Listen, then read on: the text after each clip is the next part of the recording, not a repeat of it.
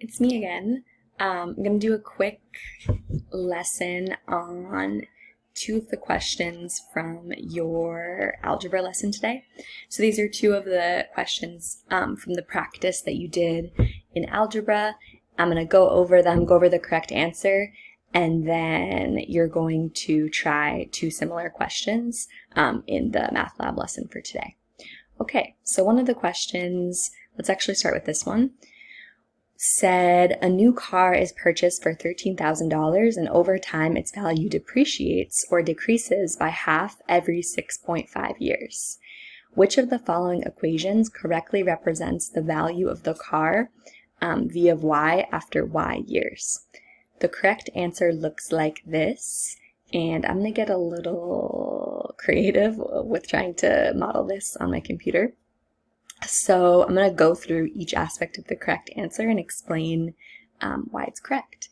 So we know the initial value of the car, according to the question, was $13,000. That's the initial value, or how much it was originally worth when the buyer paid for the car. And we know that the value depreciates by half. So because it's depreciating or decreasing by half, the decay rate is 1/2. So that's the value that's being multiplied times the initial value. So this 1/2 would be the decay rate. Let me do my best to annotate that as well. Okay, not too bad, not too bad. And then, can I copy this? Okay. So as I said, 13,000 is the initial value. The 1/2 is the decay rate, or rate of decay. Either one is fine. And we know it's a decay rate because why? Because it's less than 1.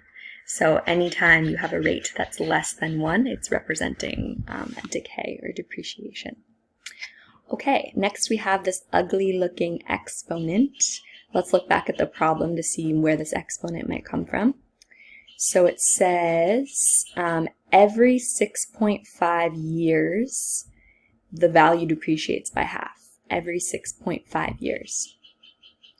So when we have this periodic depreciation, or we have this this idea that the value decreases by half every so often, every 6.5 years in this case, that number is always going to end up as the denominator of the exponent.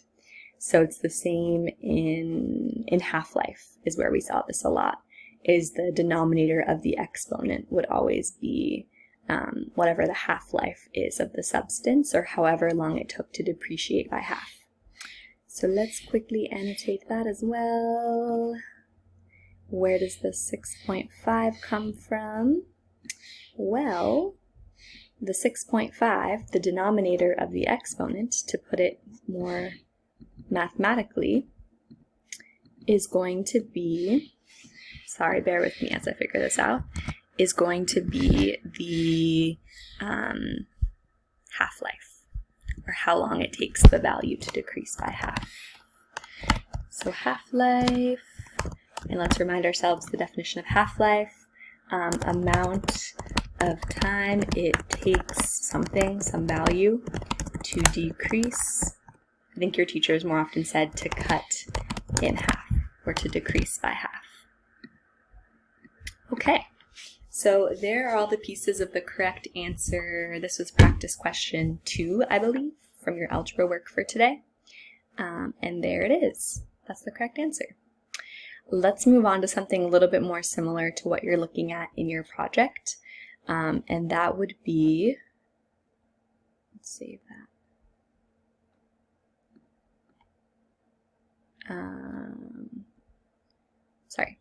And that would be this question.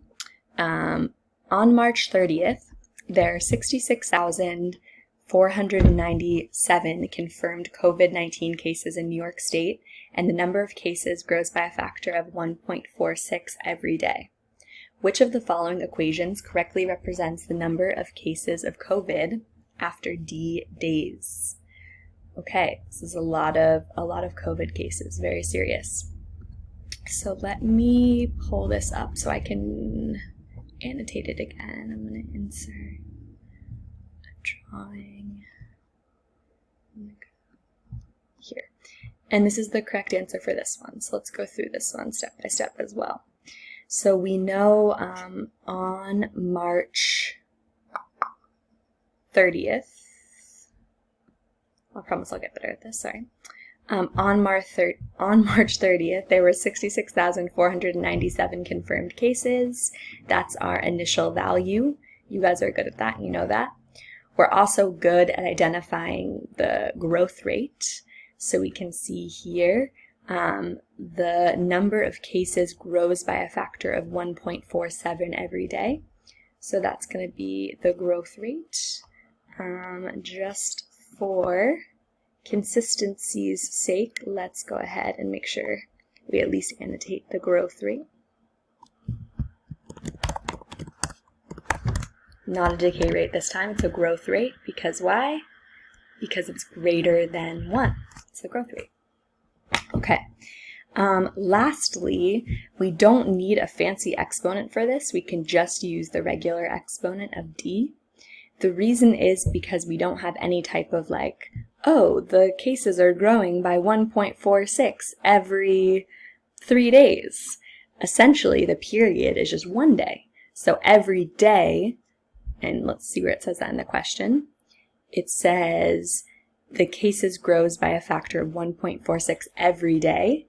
So we kind of are dividing by a denominator, but the denominator is just 1. Because the cases are growing by that factor every single day. We don't need to do a denominator of 1 because it's invisible. We can just assume this is being divided by 1. So we can just have a regular exponent. No need to worry about a fraction and the exponent there.